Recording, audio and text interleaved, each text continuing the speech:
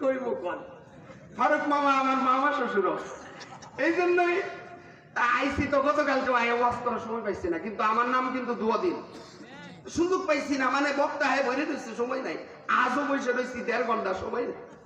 যাক আমরা সময় পাই না, বাকিগুলো সময় হারা পাই না। যাক তাহলে ওই দিন আমার নামা দেখে হিসাব দেওয়া লাগবো আপনি আমাকে।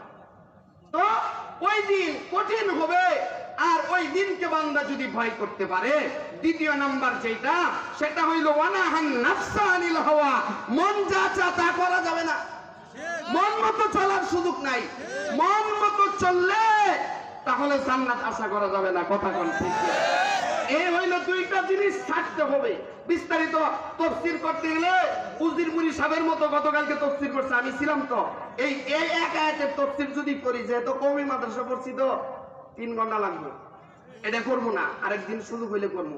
তাহলে দ্বিতীয় নাম্বার গেল, আর দুইটা গুণ বেশি বেশি করা লাগবে, সেটা হয়তো কি ওয়াযাকারা ইসমা রাব্বিহি ফাসাল্লা। 1 নাম্বার আল্লাহর নামের জিকির করা লাগবে, কার? কথা কয় না, কার?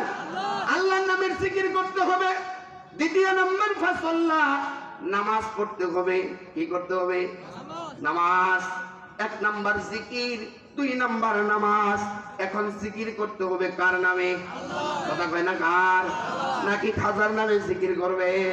খাজার নামে জিকির করার সুযোগ নাই। আল্লাহ আমাকে সহ সবাইকে আল্লাহর হুকুম জিকির করা এবং 5